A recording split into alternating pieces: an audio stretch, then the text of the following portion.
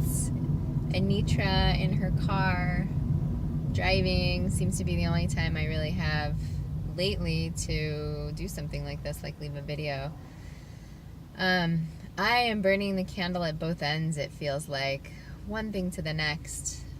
Dealing with appointments and things for my daughter and radiation and phone calls, and the cat needs to go to the vet, and I mean, the list kind of goes on. But the thing I'm really reflecting on about that is that I feel like one of the messages from cancer to me specifically is slow the fuck down. And we have just this culture of busyness, which I've made a video on before. And I just feel really present to how there's kind of endless things to be doing. I mean, the to-do list never really goes away. There's always things for us to be doing, and can I make space inside my day to take care of myself in the ways that I know I need to? And I still struggle with it, honestly. I mean, even doing things like going to acupuncture and going to the EMDR therapist, and I guess those are kind of two things that jump out that I do for myself. They can be tiring, you know. It's a running around. Any driving that I'm doing is tiring, and I find myself driving a lot right now. It's amazing how much I can fill the day up. So I'm really just trying to focus on not doing so much, but right now I'm not very successful at it. I mean, we have to find a place to live, which if you're dealing with cancer and cancer therapy, trying to find a place to live in the middle of it is really heightening the stress load, to say the least. I had EMDR this morning, and I mentioned to her how frazzled I feel. Well, no, actually, I mentioned to her how I'm having a hard time with my memory and concentration and delineating in my mind. There's just a certain mental acuity that I feel like I don't have. I struggle for words. I lose track of where I'm going in a way that I didn't feel that before, not to this degree. And it's subtle, and I read about this, like it's chemo brain basically, but now I have radiation brain. And I read that some doctors really dismiss it and think that it's not real. But of course some do, and they don't really know what to attribute it to. And she said to me that she felt it could just be stress load, because high levels of stress can cause that as well, can cause an inability to concentrate or some loss of memory or something of that nature. And I thought, well, how would I, maybe that's what chemo brain is, maybe that's what radiation brain is, maybe it's just heightened stress. So yeah, okay, well, on more practical terms, that's just kind of how I'm doing. I feel pretty frazzled, to be honest. Things that should be straightforward seem to be taking a lot more attention than I had planned for. So, okay, so on a practical note, on practical notes, I did 10 treatments of radiation. So today I'm going to have my 11th, and the breast and breast area are reddened for sure. This morning I looked down at my breast, and it looked slightly, like the shape of it looked a little bit different. One area looks a little bit more bulbous, or like a little bit more like, you know, I don't know, sticking out in a way. And I don't know if I'm imagining it or not. I probably should be taking pictures. And I kind of stopped doing that. I did stop doing it. And so now I'm kind of questioning whether or not it's accurate what I'm seeing. I'm supposed to talk to the radiation oncologist again, but I have something right after, so I don't have time to talk to him today. I also didn't have time to talk to him on Friday. And part of me is like, that's just completely ridiculous that I don't have time to talk to the radiation oncologist, and what could I be doing that's more important than that? The answer is doing things for my daughter, and I have an eye appointment because I've had problems with my eye, and I need to follow up on that. So yeah, I guess I've made it 10 out of 25, which is something to celebrate for sure. I'm wondering how it's going to keep going. It's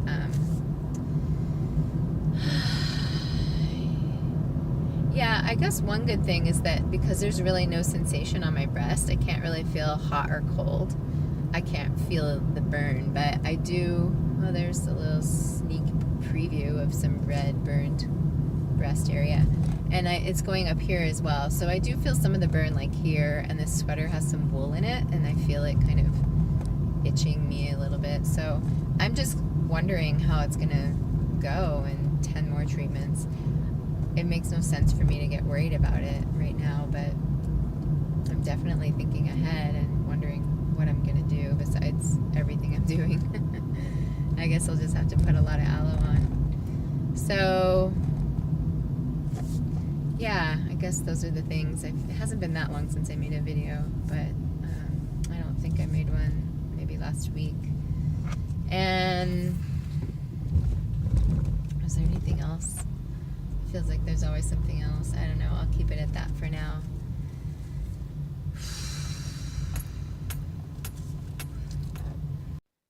Another interesting thing I read in my book, I'm reading Grace and Grit by Ken Wilber and his wife, Treya Wilber, was they were talking about he suffered a big depression toward the end of her treatment for cancer, and she also went through some really hard times at the end, and they were mentioning to the doctor that this is what was going on. I mean, he went downhill big time. He felt like he was really giving up himself in a way that took him away from his work, and I think this is common for caretakers.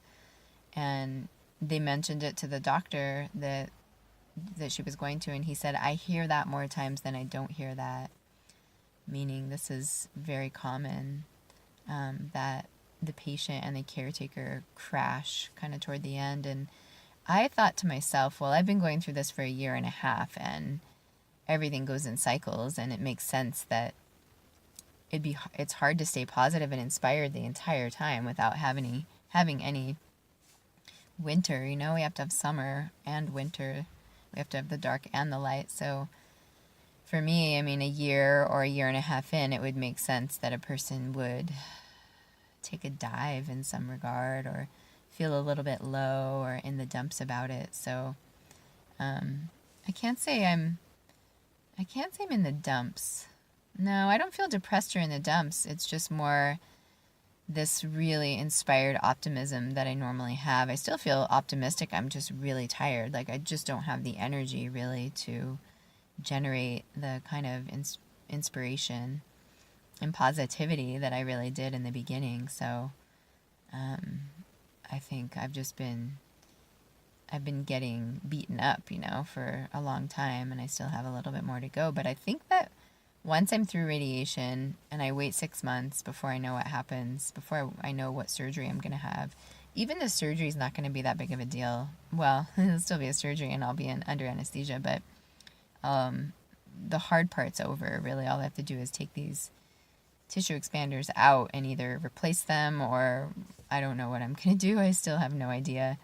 There really is part of me that thinks if I would have started over from the very beginning and knew then what I know now, I might opt to go flat, meaning have no breast. And there's a good chance I would do that, actually. There really is.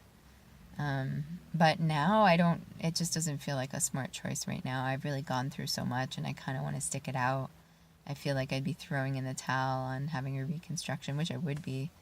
So, anyway, I feel like my energy will come back. And I know they say sometimes it takes 1 year or 2, which is disheartening, It's really disheartening for me because I'm used to having a lot of energy, getting a lot done, being really involved in the world and creating things. And now I just feel tired. And I'm afraid I'm just going to feel old and tired.